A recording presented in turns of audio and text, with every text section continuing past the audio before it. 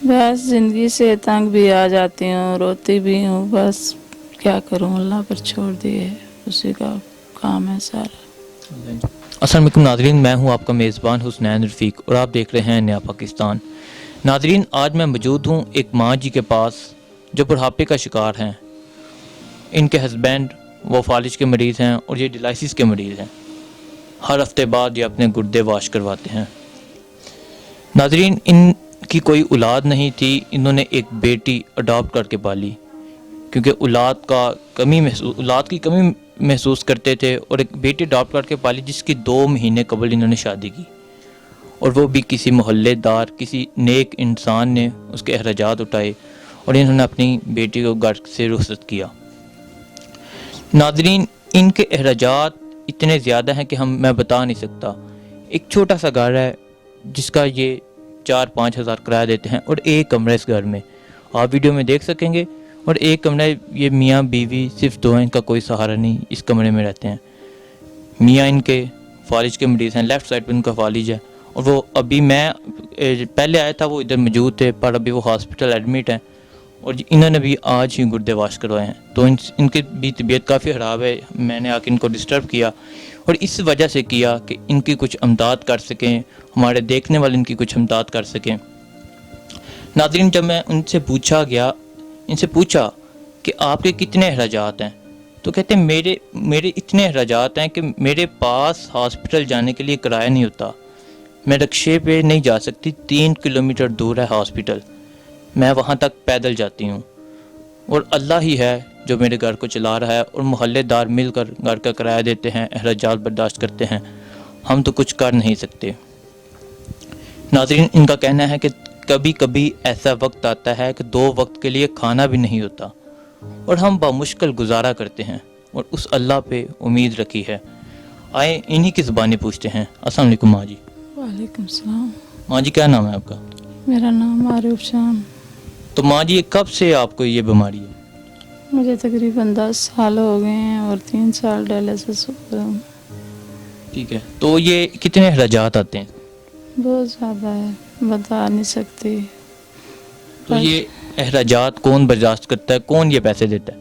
बस कोई जानने वाले मिलने वाले सरकार देते हैं, जो हो जाता है गुजारा, बहुत मुश्किल से होता है। ठीक है, और आपके मियाँ जी, आपके हस्बैंड वो फालिज के मरीज़ हैं, तो वो मतलब आपको क्या, उनके अखराजात कौन बर्दाश्त करता है? आपकी बीमारी, वो भी बीमार हैं, घर के अखराजात, यूटिलिटी बिल्स और सारे अखराजात किस तरह कौन देता है?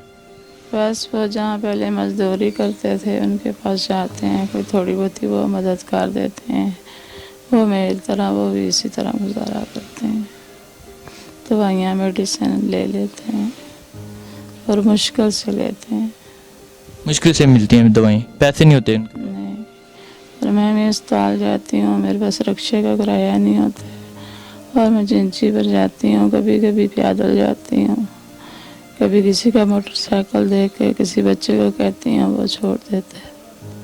ठीक है, आप बीमारी की हालत में 3 किलोमीटर दूर पैदल चल के जाती हैं? जी बिल्कुल पैदल जाती हूँ। तो आपको ज़िंदगी से कोई गिला नहीं है?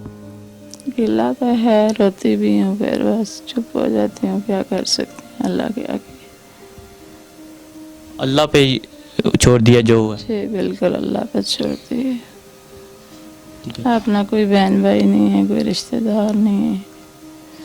तो बेटी अडॉप्ट करके पाली थी? जी बेटी पाली थी, 2 महीने हो गए हैं शादी की है, चीज़ वगैरह नहीं दे सकी और मुश्किल से मल्ले वाला ने खान पीन का थोड़ा बहुत खर्चा किया, तो घर अपना ही रहती है, इतनी ज़्यादा खुश भी नहीं है क्योंकि मैं जेल वगैरह नहीं दे सकी। आने जाने से ज़्यादा माँ बाप पीछे से करें कुछ तो ज़्यादा इज्जत होती है, वो चीज़ हम लोग नहीं कर सकते।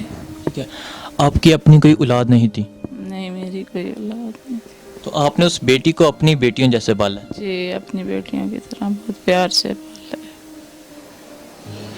ठीक है, तो ये घर के जो अखराजात हैं, मुश्किलात हैं, किस तरह आप गुजर बसर करती हैं? मुश्किल से करती हूँ, बस कोई जानने वाले, कोई मोहल्ले वाले जो देखते हैं वो थोड़ी बहुत ही कर देते हैं और बहुत मुश्किल से करती हैं, बता नहीं सकती।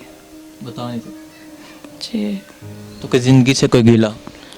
बस ज़िंदगी से तंग भी आ जाती हूँ, रोती भी हूँ, बस क्या करूँ, अल्लाह पर छोड़ दिए, उसी का काम है सारा। अल्लाह इंशाल्लाह बेहतर करे।